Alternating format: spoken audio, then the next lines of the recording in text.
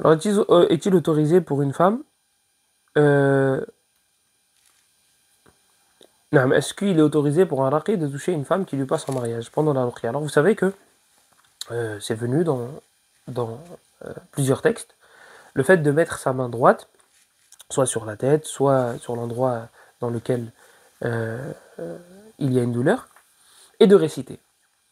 Maintenant, la femme qui passe en mariage à un homme ou un homme qui passe en mariage à une femme, est-ce que on peut dire que c'est autorisé puisque c'est une ruqya? Non, ce n'est pas autorisé. Ce n'est pas autorisé. Et ce n'est pas un cas exceptionnel et ce n'est pas un cas, c'est pas une daroura. C'est pas un cas extrême, un extrême besoin, donc il faut. Non, non, non, non, non. On n'ouvre pas cette porte. Le raqi, c'est un humain comme un autre. C'est un humain. Il n'est pas ma'soum, hein, il n'est pas à l'abri que le diable le- arrive à l'avoir. Bien au contraire même. Les démons lui tournent sûrement autour, matin, midi et soir, peut-être même plus que les autres, peut-être même plus que les autres, que le commun des mortels. Donc s'il ne rentre pas à l'intérieur du raqi, eh ben, il va le travailler de l'extérieur. De cette manière, par exemple. Ah mais c'est un cas de nécessité, vas-y, mets ta main sur la tête de la sœur, ou appuie sur le ventre, ou là. Ouais, des choses, tu te dis, mais enfin, c'est acquis normalement. Je ne pensais pas qu'il y avait encore des personnes qui faisaient l'Okhria, qui se mettaient en avant pour cela et qui en faisaient même leur principale activité et qui mettaient leurs mains sur la tête des sœurs ou sur.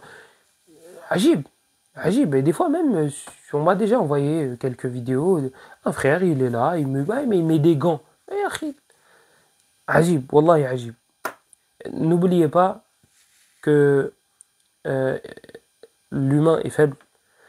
Et dans le verset Wa khuliqa al-insanu da'ifa, hein, et l'homme a été créé faible, il me semble que c'était Sufyan ibn Uyayna rahimahullah qui disait ça c'est l'homme en face de la femme.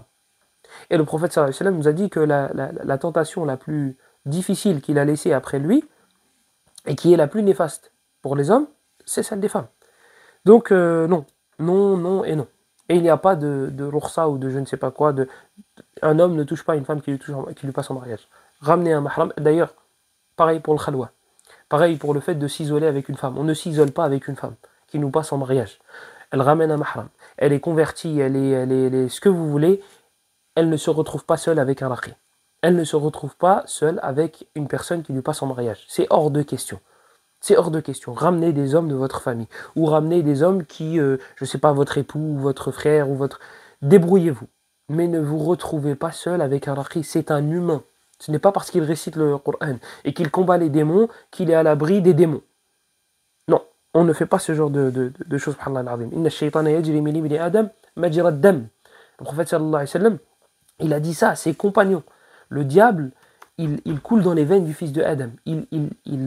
Ses ruses sont très rapides. Ses ruses sont très subtiles. Qu'est-ce que tu veux ouvrir cette porte? Et on en a entendu des choses ignobles de la part de certains. Mais la porte a été ouverte. La porte était ouverte. Allah, quand il nous parle des pièges du diable, il nous dit وَلَا تَتَّبِعُوا خُطُوَاتِ الشَّيْطَانِ ne suivez pas les pas du diable. Yani ce qui, le muqaddimat, même l'introduction du péché. Avant qu'on en arrive au péché lui-même et l'interdiction ultime de zina, etc., etc. L'introduction, il t'a dit ne, ne rentre pas sur ce terrain-là. Wallahu a'lam.